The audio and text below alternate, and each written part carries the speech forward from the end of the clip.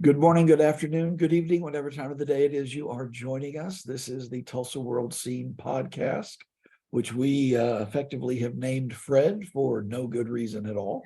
I'm joined here by my colleagues, Jimmie Tramel and Grace Wood, and we get together once a week to talk about a lot of things that sometimes we know a lot about, sometimes we know nothing about.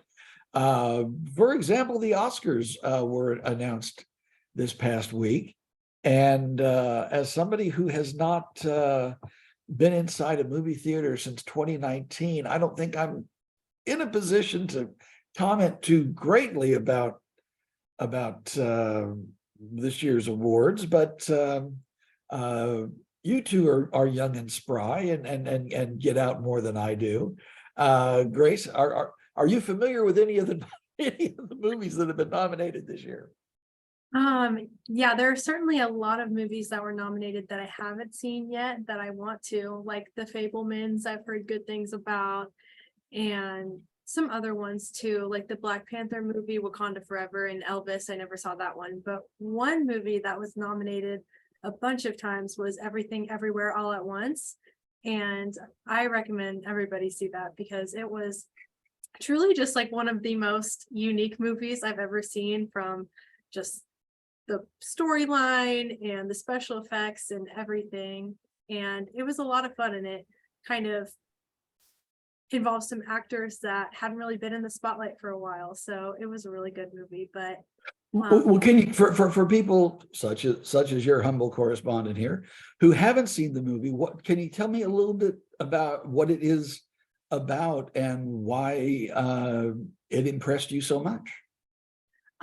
It's a story sort of about a dysfunctional family, and the mom and dad in the family kind of get a chance to jump into alternate timelines and alternate universes where they take on different roles and they're different people.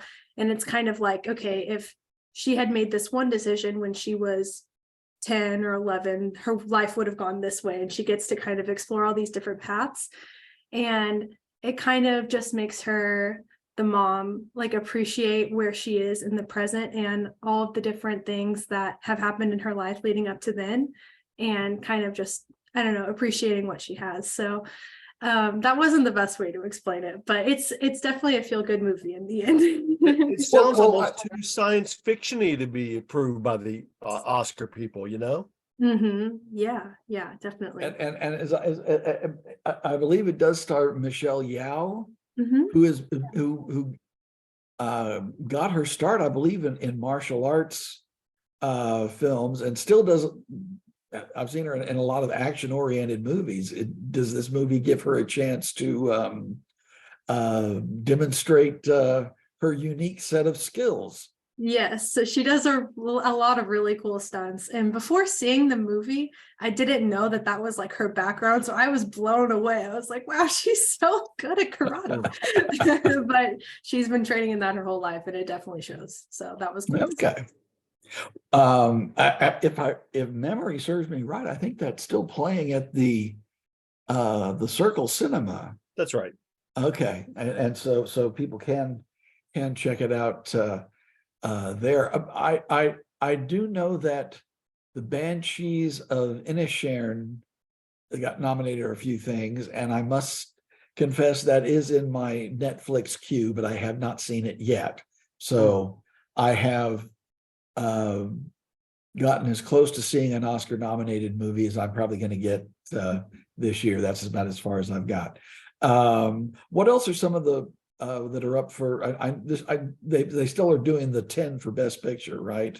10. Yeah, I've only seen 2 of the 10 this year. I saw The Fabelmans, which I enjoyed. I mean, it was really kind of courageous, I thought, of Steven Spielberg to spill so much, I guess, dirt on his own family.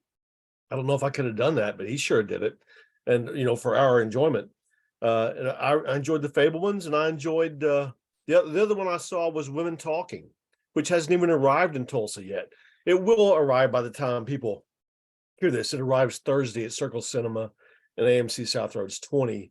but it's really an interesting movie about, I don't want to ruin it for people, but the females of a religious colony have been wronged by the males, and you have three choices. Do you fight? Do you stay, or do you leave? And so it's true to the title. Women Talking is about this conversation of what is the right thing to do, and what's the cost if you do any of these things. Just curious, knowing your connoisseurship of comic books and the like, Women Talking doesn't quite sound like the sort of film you would seek out. What prompted you to go see it? Well, when a studio pitched me a screener and says, "Can you go see it?" If they work hard enough to say, "We're going to get you a screener in a theater in Tulsa, can you go?" I'm going to say, you worked hard, and I'm going to go. So I did. Okay, all right. I was just curious. I didn't know if this was something that you had been eagerly anticipating, and this was the thing to go see. So I'm a soft touch, and they asked, and I went. So I went. okay. Well, of the movies that you all have seen, and again, I can't contribute to that for this year, but what are some of the ones that did not get nominated, or performances perhaps that did not get nominated that you thought should have been, or were surprised, or at least were surprised not to see included in the lists? Good question. Grace is pondering. I guess the people thought the big snub, not as far as Best Picture, but the snub was maybe Tom Cruise for Best Actor for Top Gun Maverick. And I forget what the other snub is, but it's not such a horrible thing to be snubbed by the Oscars, because you look back throughout history, and oftentimes the film that wins the Oscar is not the film that stands the best of time as being the one that's beloved by people. And It's a Wonderful Life is a great example of that. I mean, it was kind of a who cares movie back in the day, but now that's the one they play every year at Christmas. Right. And I mean, when you look back at the films that did win Best Picture, I mean, there's a lot of them where I mean, am I right? Did Dr. Dolittle win Best Picture, or was it nominated or something like that? I'm trying to think. I'll have to talk to the animals to know. I don't know. Exactly. But I mean, there've been a number of bizarre choices that who only knows what people were thinking when they voted. I mean, there've been a number of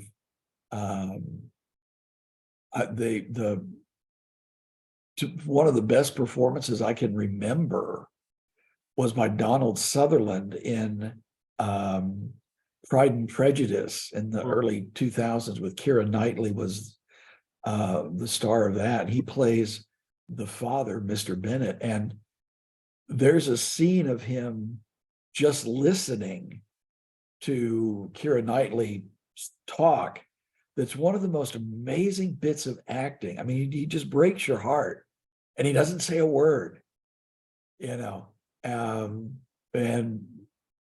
didn't even get a ripple in the pond of nominations. But I was glad to see Judd Hirsch get nominated for The Fabelmans. I mean, his part is like bam bam and he's gone, but he did such a great job in the film that obviously made an impression. I've got something for you guys. Okay.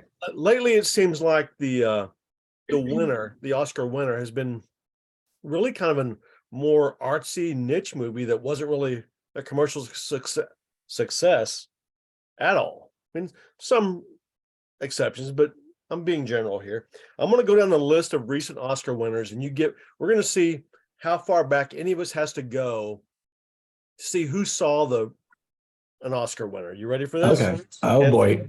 Last year was Coda. I'm ready to be embarrassed. Go. Anybody see Coda? Last year I was flying back from Mexico, and the person in front of me had was watching Coda, so I watched it over their shoulder for most of the flight. So in a way, Silently too, and you watched it silently too, I bet, which really adds to the experience, I'm sure. yeah, I forgot to download any movies, so I was like, yeah, Yeah. I'm just watching this. Nomadland in 2021. No, No, Parasite 2020. yeah, I saw that one. Have you guys seen that? No. I've heard good things, but I haven't seen it. It's crazy. You should watch it. It's really good. Green Book 2019. Oh, that's a great one. Okay. Grace is apparently our Oscar person here. She's Great. Grace is gutting for yeah, okay, go for it. The Shape of Water 2018. Also watched that one. I think somebody was watching that on the plane next to me, and I You- took a peek. You get around a lot, my dear girl. He's the one looking over your shoulder on the airplane always, apparently. Moonlight No, 2017. nope. Spotlight. They were on a light theme. Spotlight in 2016. Oh yeah, I had to watch journalism. I saw that afterward, not before it won, but I saw it afterward. Birdman. No one saw this, right? No, one. No, Michael no. Keaton. Yeah, no, 12 Years a Slave 2014. yes, Okay. Argo 2013. no. No. I promise this is not going to be a forever list. I'm going to go till I've actually seen one. Okay. Okay, The Artist 2012. No. no. What the heck? It just says Ben Affleck. That's not correct. I'll be skipping that year. Anyhow, The King's Speech. Mm-mm. Yes, Okay. The Hurt Locker. no, No. Slumdog Millionaire. Yes. no. I'm boring people, so I'm going to skip all the way down to the year I finally saw an Oscar winner. Okay, I guess 2000 American Beauty. I saw that, but it was on HBO. I didn't even see it at the movie screen. Mhm. Well, the last film I saw Oscar winner at the theater was Titanic in 1998. So I'm on a heck of a streak here of not seeing the Oscar winner. there was a time in my halcyon days of youth where, yeah, if I had not seen the films that had been nominated, it was because they hadn't been to Tulsa yet. Okay. A friend of mine and I would, I mean, that was our Friday night and Saturday. We would go see every movie we could.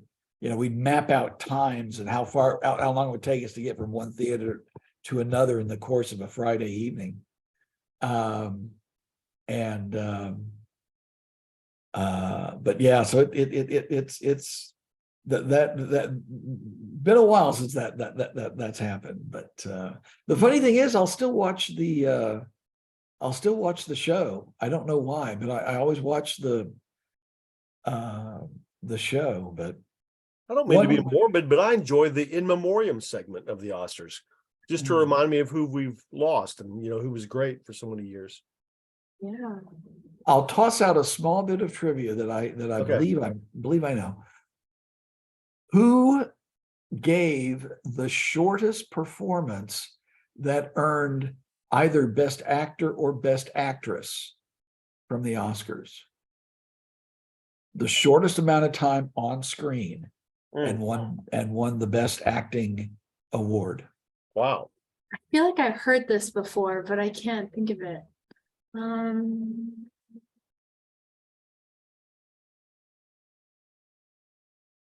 If I say it puts the lotion on its skin, will that help? Hannibal Lecter. What's his name? Anthony Hopkins as Hannibal Anthony Lecter. Hopkins. I think he is on screen for less than 35 minutes, all told, in a movie that's about 2 hours plus, I think. Yeah. And that, but he won Best Acting, won Best Lead Actor for that. Wow. That's crazy. Wow, that's wild. Judd Hirsch may have been on the screen for like 5 or 10 minutes total in The Fabelmans. So he may set a record for best supporting, but that supporting is a different deal. Yeah, because I remember that if I remember correctly, the shortest person to the winner with the shortest amount of time on screen for any acting award, and this may not be the case anymore, but it was 1976 Network.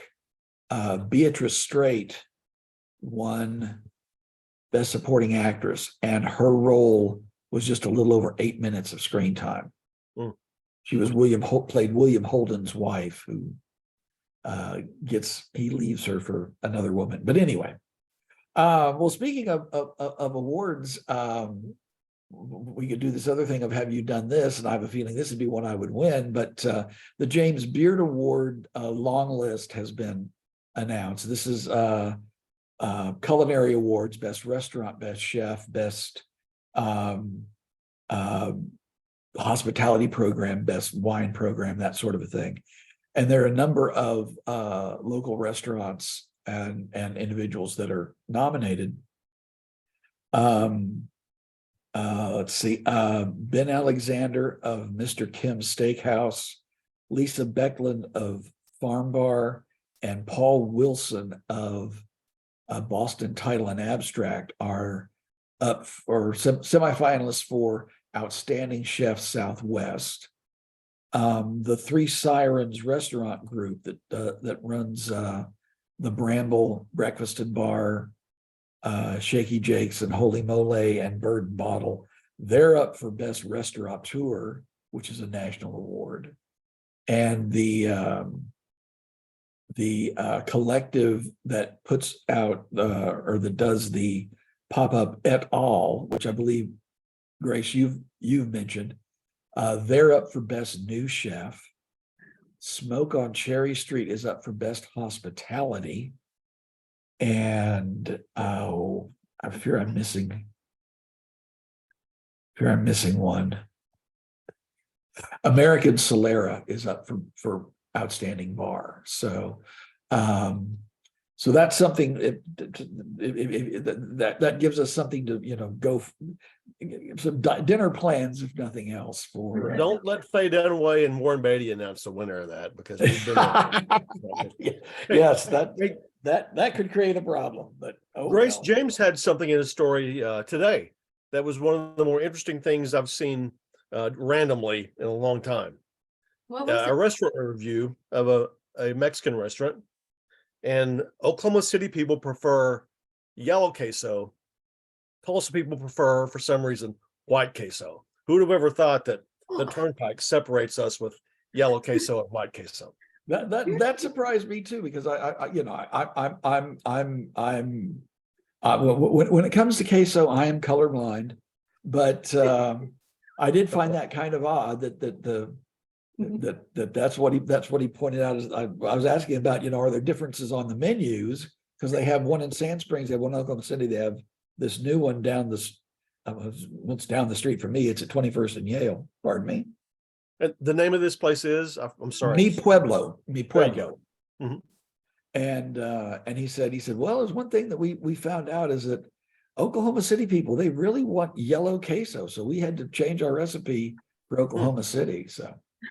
So let's find out all about that in the Tulsa World, along with some of the new restaurants to look forward to in the coming year. There will be there's several moving into the downtown area, one of which is Noche, a Mexico City inspired cuisine from a noted chef named Seamus Feely. Turns out he's a native of Fayetteville, Arkansas, and it's always been his dream to have a restaurant in, quote, the big city of Tulsa, end quote. And so that'll be coming in late spring. Around the same time, Justin Thompson's is going to be opening Isla's Kitchen, which is Southern food in the View Apartments on Apache. And there's several others that are coming up. So that's all. You can read all about that in this week's Tulsa World at find newsstands everywhere and online at tulsaworld.com. Speaking of coming up, what have we all got coming up for this weekend? Grace, what have you been working on this week? I've been working on a story that's just all about the world of consignment furniture, because it's really been kind of having a moment these past few years, and consignment furniture is more popular right now than ever. So I talked to a couple local consignment shop owners just about the trends that they're seeing, and what it takes to consign furniture and what they do accept and what they don't accept. So that will come out this Saturday in World of Homes. Okay, Jimmie, what have you got coming? Friday, I'll tell people about Women Talking, which I said has finally arrived in theaters in Tulsa. And Sunday, I'll tell you a little about Reba's Place, the new Reba McEntire restaurant that's opening in Atoka. The grand opening is Thursday of this week. Okay. Well, curiously enough, I'll be doing something about another redheaded entrepreneur. Ree Drummond is they are revamping or remodeling the Mercantile, the Pioneer Woman Mercantile in Pawhuska, and we'll be talking to her about what sort of things they're going to be doing with the new place, how they're going to be handling the many people that come there to have the Pioneer Woman experience while the big building is closed. And so we'll have that coming up this Sunday as well. So more things to look out for in the Tulsa world. Well, we want to thank you all for putting up with us for our little time here. And on behalf of Jimmie Tramel and Grace Wood, we bid you good day and a pleasant tomorrow. Behave. Bye.